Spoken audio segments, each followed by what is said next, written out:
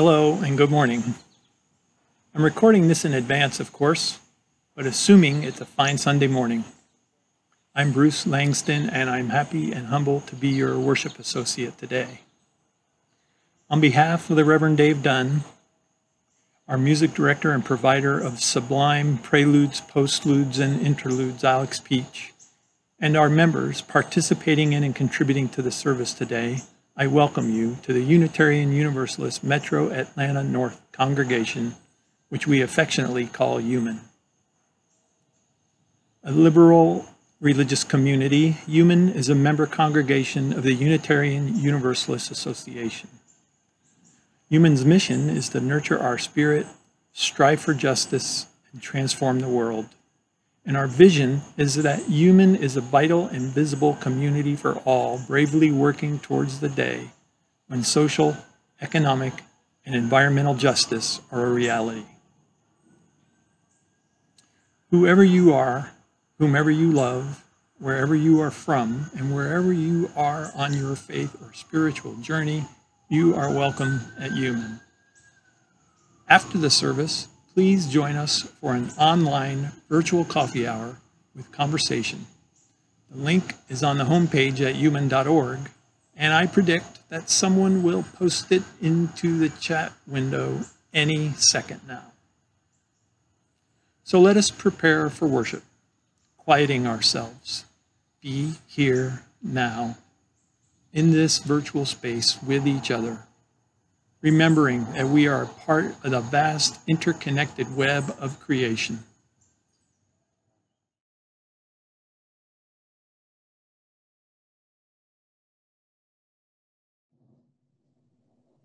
Hey, Jill. Hey, Lori, how's it going? Pretty good. Can you believe we volunteered to be the co-chairs of the UUMAN auction this year? No, 2020 of all years? I bet Tanya is really glad she got out of it and passed the torch to us. Perfect timing, right? So many things have changed this year with everything online and distanced. I'm really missing my UUMAN friends. I know, me too, but I think the Harvest Moon auction will be a chance for all of us to work together and connect in new ways. You know, I think you're right, because even now, lots of the auction items events changed to make sure they could be safely held. Team trivia went online, the tofu cooking class was virtual, and even your cozy living room concert's going to be held outdoors with social distancing. Yes, we need our auction now more than ever, not just to help raise funds, but to help us stay connected to each other and to our community. Exactly. It will look different this year for sure as we plan a week-long online silent auction ending with a virtual online auction on November 7th with auctioneer extraordinaire Randy Blosh. Did you say November 7th? Yes. Mark your calendars now for November 7th. Yes, human friends, we will be using an online bidding system called Octria, which you will get plenty of information about later. But right now, we want to ask each UUMAN member and friend to start thinking about what you can do to help make this auction a success. Yes, our procurement team will be contacting everyone in the next few weeks, so start thinking about what items you can offer during this time of social distancing. Think outside the box.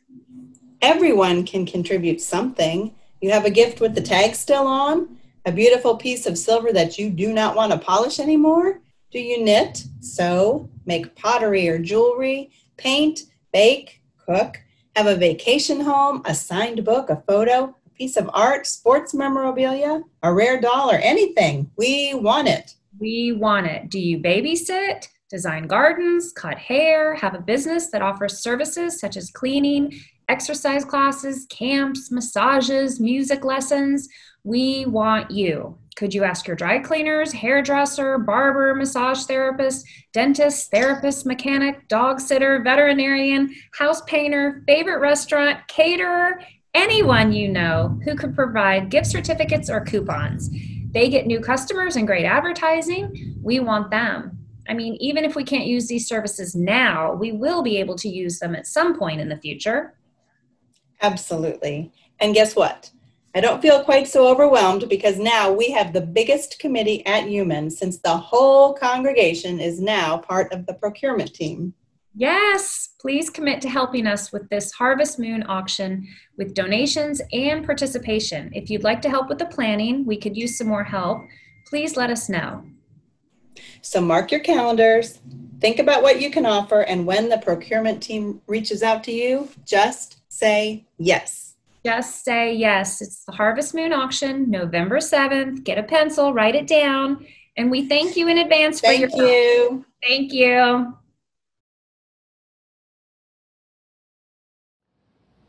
Good morning. It is wonderful to be with you here once again, where we join together to celebrate this dance we dance. It is a dance of life. It is a dance of death. It is a dance of finitude. It is a dance of infinitude. It is a dance of supplication. It is a dance of surrender. It is a dance of grief. It is a dance of grace. And it is all a dance of love. Welcome to this dance. Let us light our chalice together. Love is the doctrine of this church. The quest for truth is its sacrament, and service is its prayer. To dwell together in peace, to seek knowledge and freedom, to serve humankind in fellowship. Thus do we promise to each other. Thus do we promise to each other.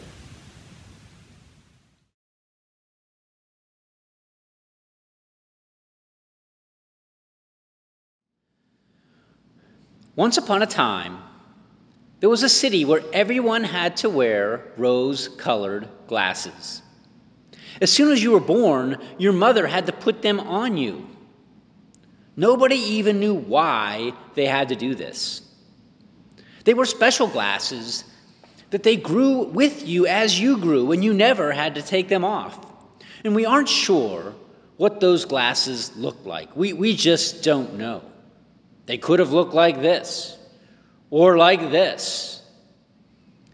I don't know about you, but it probably would be very difficult to sleep in glasses such as these. Well, one day, a woman had a baby, and she named her Rosa. And as soon as she was born, Rosa's mom went to put Rosa's glasses on her for the very first time.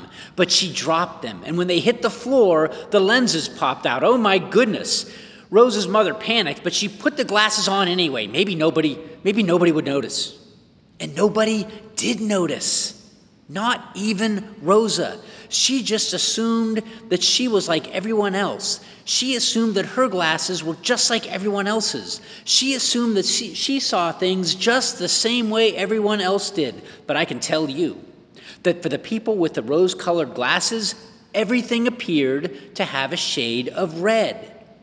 Yet they didn't know it. They thought that was normal. And because everything had a shade of red, they actually couldn't see anything red, because anything red just blended into the red background that everything else had. Take a normal traffic light. They knew that a green light meant to go. They knew that a yellow light meant to slow down. They knew that when the traffic light was like this picture, they had to stop. They never knew why it was this way. Why have that silly third circle when no light ever came on? But Rosa saw it differently. Because she didn't have the rose-colored lenses, she saw all things that were red, and she explained the traffic light to them. They thought that she was delusional. Scientists got together and studied her. They formed hypotheses, which is like a guess as to what might be affecting her. They used the scientific method to prove their hypothesis. They concluded that she was delusional, that she couldn't reason well enough. Psychiatrists got together and studied her and said that she was irrational and might possibly need medication. Her parents wept. One day, after a rainbow formed in the sky, and everyone pointed at it and looked and said, "Hey, we can see all 6 colors of the rainbow. 1, 2, 3, 4, 5, 6. And we could remember the colors with the name Oi-G-Biv, orange, yellow, green, blue, indigo, violet. But Rosa said there are 7 colors to the rainbow. 1, 2, 3, 4, 5, 6, 7. And Oi-G-Biv, that isn't even a silly name. Who ever heard of the first name Oi? The 7th color we can call red, and we can remember the colors by a real name, Roy-G-Biv. Red, orange, yellow, green, blue, indigo, violet. Everyone was stunned. Of course, they thought she was delusional. Scientists got together again and studied her and formed hypotheses, which is like a guess as to what might be afflicting her. They used the scientific method and concluded that she was delusional. She couldn't reason well enough. Psychiatrists got together and studied her, and they said that she was irrational and might possibly need medication. Her parents wept. But before the rainbow disappeared, she pulled the rose-colored glasses off the scientists and the psychiatrists. And after their shock, they realized that they now saw things differently, and that maybe she wasn't so delusional or irrational as they once thought. Then everyone took off their glasses, and they all began to see things as they are, and they lived happily ever after. That is, until a young man visited their city wearing a pair of glasses that allowed him to see ultraviolet light. and he claimed that he saw things differently.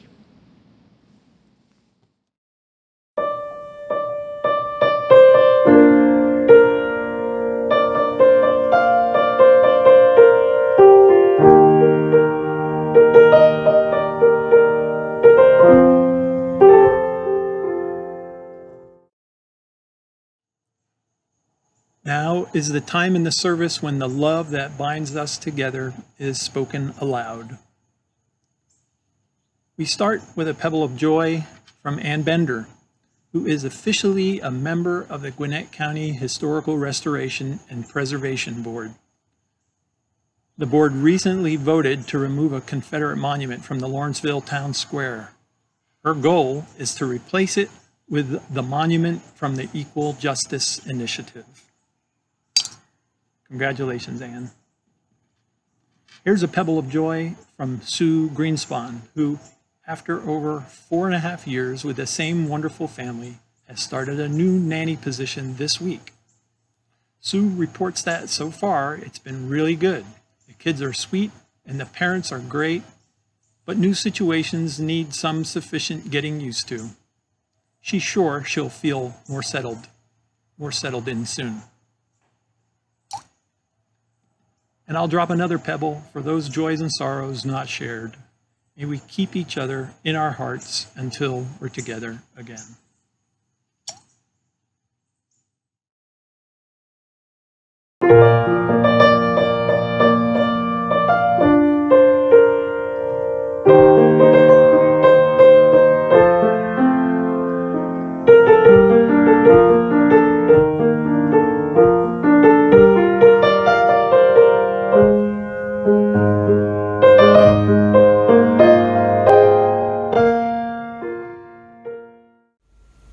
On the radio, I hear a famous novelist praising his father for enduring a long, difficult dying without ever seeking relief in religion.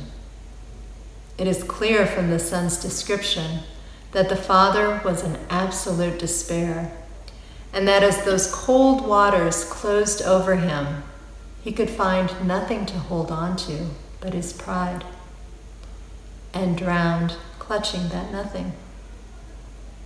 This is to be admired, that we carry our despair stoically into death, that even the utmost anguish of our lives does not change us. How astonishing it is, the fierceness with which we cling to beliefs that have made us miserable, or beliefs that prove to be so obviously inadequate when extreme suffering or great joy comes.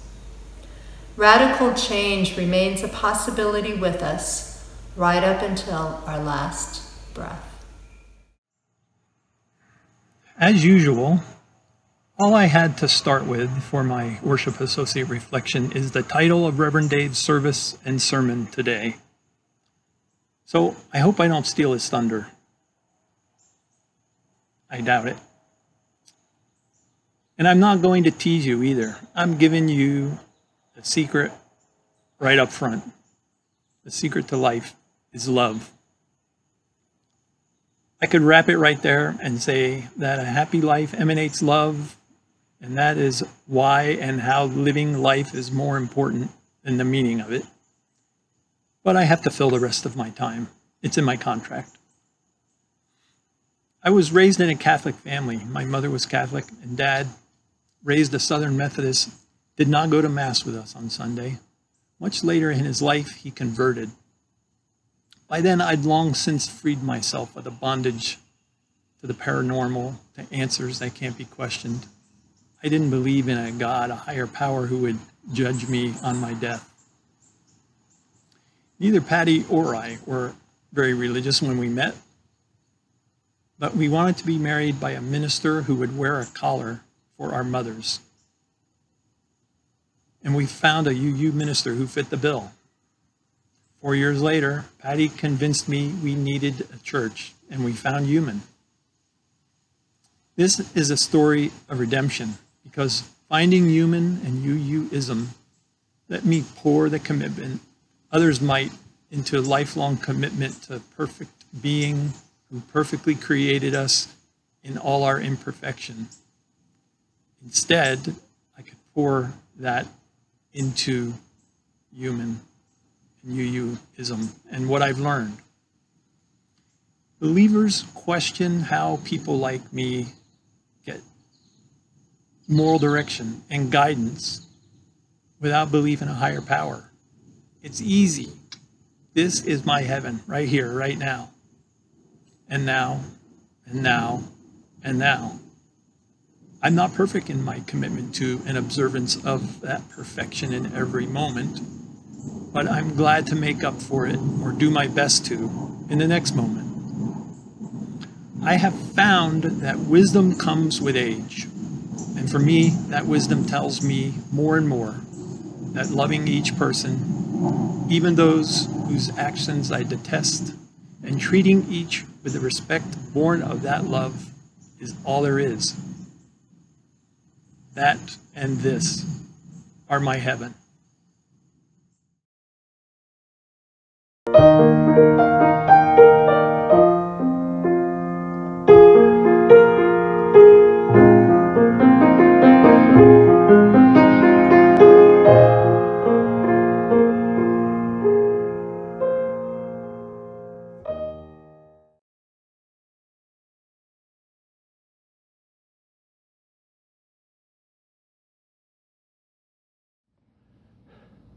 Stick with me on this one. A free and responsible search for truth and meaning. For me, that is the most problematic of our Unitarian Universalist principles. I mean, the search for truth and meaning, it can be intellectually stimulating, it can be interesting, it can be fun, yet such a search done in such a manner, does it lead anywhere worthy of the journey? Might such a journey lead us to a place that Christian Wyman described in this morning's reading with nothing to hold on to but our pride, drowning, clutching at nothing? He says, how astonishing it is, the fierceness with which we cling to beliefs that have made us miserable, or beliefs that prove to be so obviously inadequate when extreme suffering or great joy comes. Of course, a free and responsible search for truth and meaning is only one of our 7 principles, yet it is arguably our most action-oriented one. Our other principles are more or less value statements. But the search for truth and meaning, that's like what we do. It's this quest that we're on, and it implies that there's a destination, that truth and meaning are out there, waiting for us to find them, to discover them. Truth just might end up being enshrined on a very shaky foundation, dependent upon and influenced by our very limited knowledge, cultural agreements that we make with one another, context, individual perspective. And then there's meaning, and that sounds like a good thing, maybe something worthy of a search. Yet Slovenian philosopher Slavoj Žižek says that it's something else. He calls it the temptation of meaning. He writes, when something horrible happens, our spontaneous tendency is to search for a meaning. It must mean something. For example, it's better when you are in the middle of a catastrophe to feel that God punished you rather than to feel that it just happened, that it's not just some terrifying blind force. If God punished you, it's still a universe of meaning. Maybe this orientation is practical, pragmatic. Maybe it protects us, helps us deal with catastrophes. One might call that temptation denial. Denial also protects us from catastrophes. Form is emptiness and emptiness is form. These two paradoxical sentences are taken from the Buddhist Heart Sutra, and much has been written about them. There are actually probably books written about these two sentences. Form is emptiness, emptiness is form. But I'll talk about them conceptually from a 10,000 point level.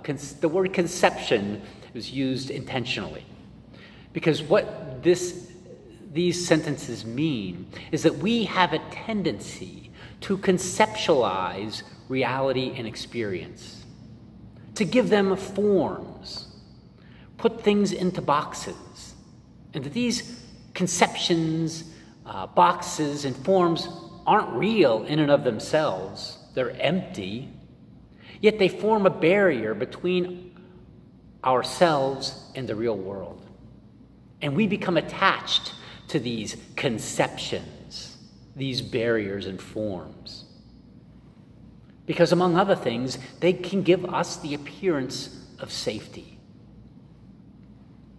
Might truth and meaning, and our search for them, be concepts, forms, attachments, overlays on a reality that might not really have truth or meaning?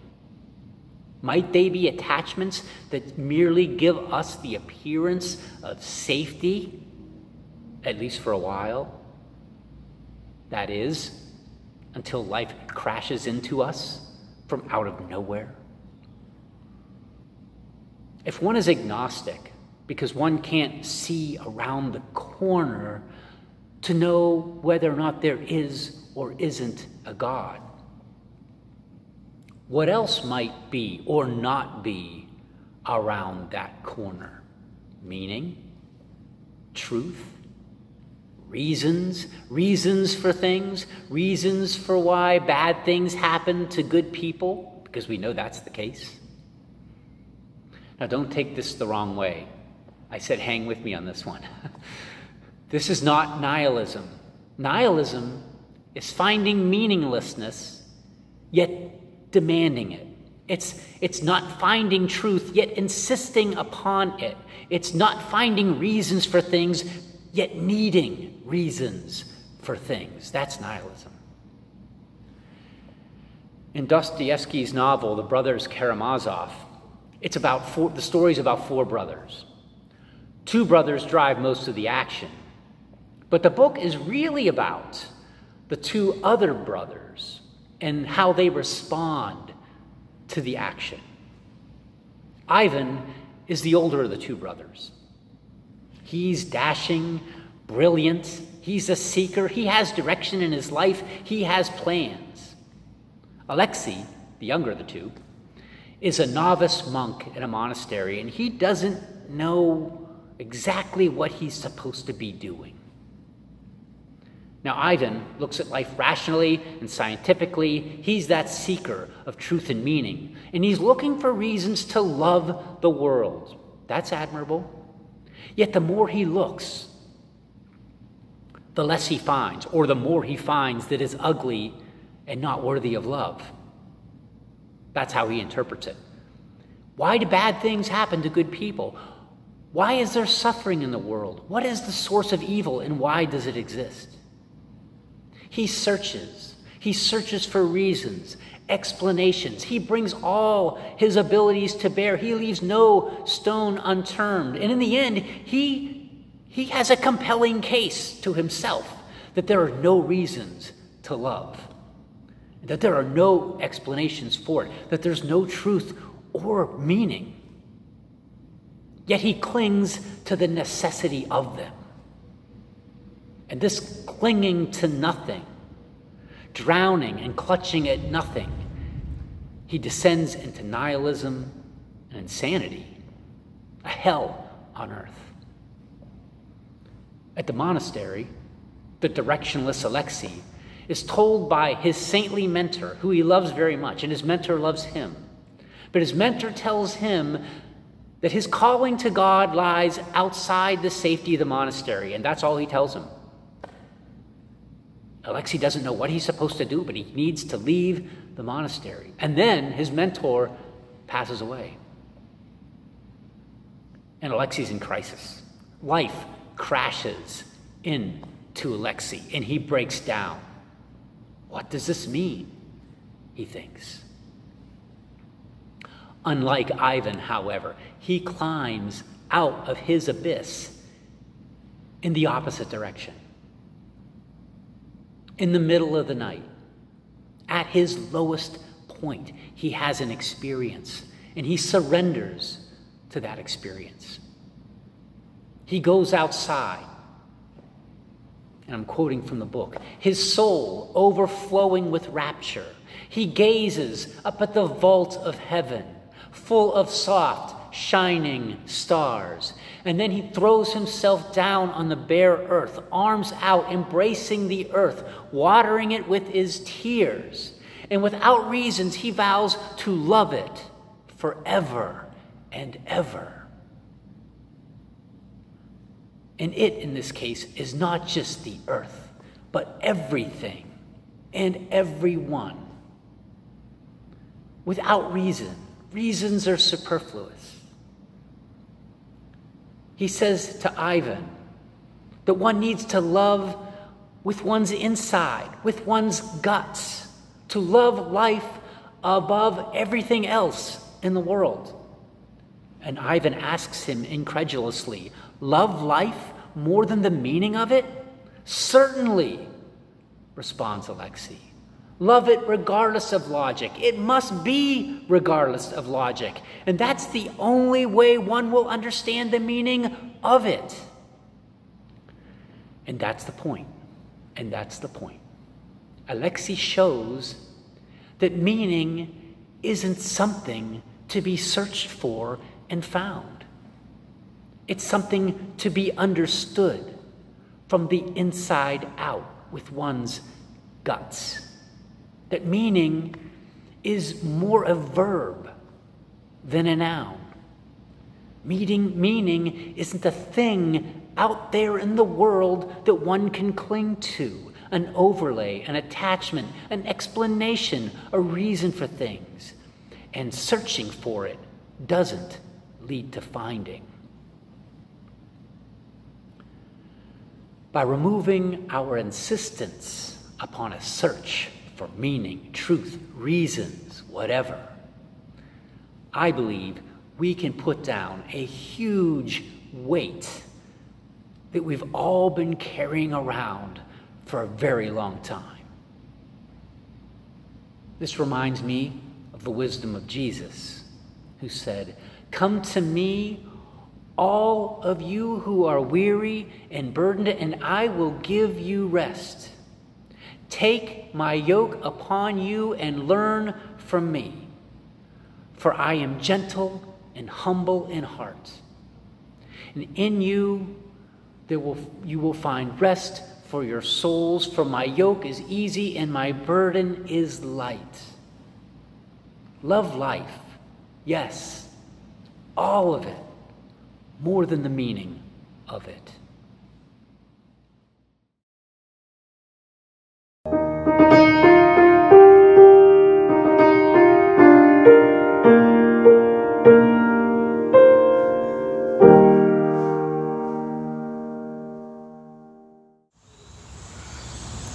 We treasure UUMAN. The people we have met and cherish, the time we have spent together in RE, The experiences we have had because of our involvement at UUMAN, including marching for Black Lives or spending time with the families from Family Promise. the people who volunteer their time to teach RE, The hard work that we all contribute to make UUMAN a better place for us, for our community, and for our world. we invite you to give your treasure as you are able. Be sure to use the Givelify app. In an effort to fulfill and further the vision and mission of this congregation, we ask that our members and friends bring forth and share their many and varied gifts. With this, we will now take the offering using the Givelify app.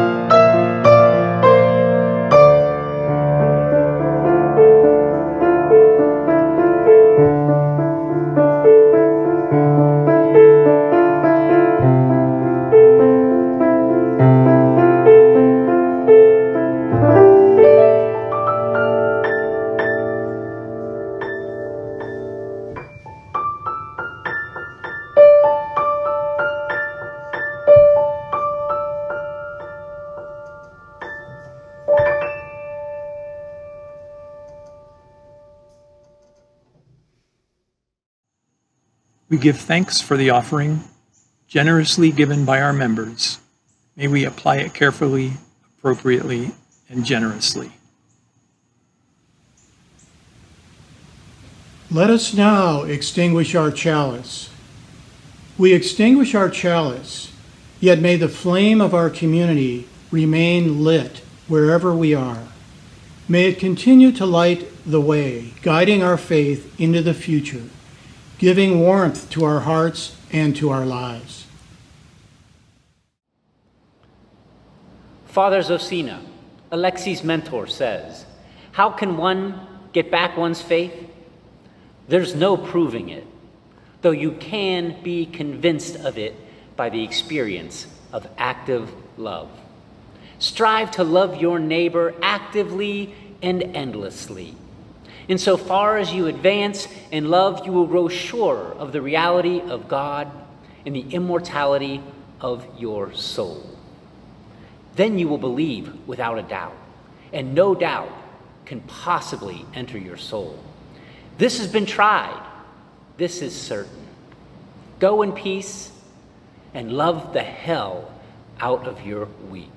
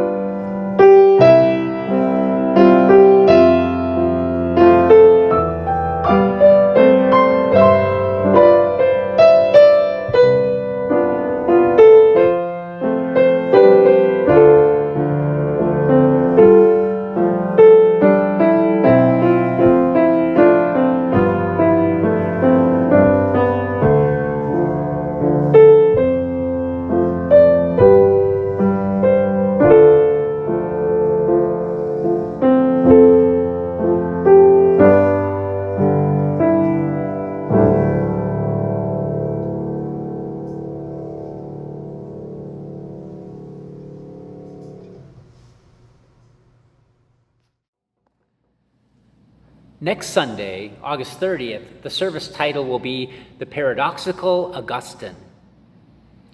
Augustine of Hippo was perhaps the most influential and controversial of the Roman Catholic Church fathers, yet his influence went far beyond Christianity. Likely, his influence is on you as well. If you believe in free will, that's Augustine. If you believe in original sin, that is also Augustine. People often don't know that for 10 years, he was a heretic outside of the Roman Catholic Church. But when he did convert, he wanted to become a priest, but he couldn't do it because he was enslaved by ways of the flesh. He had a concubine for years. He always prayed to God, give me chastity and continence, but not yet. So join us next Sunday, August 30th, to learn more about this towering figure in Christianity, the paradoxical Augustine.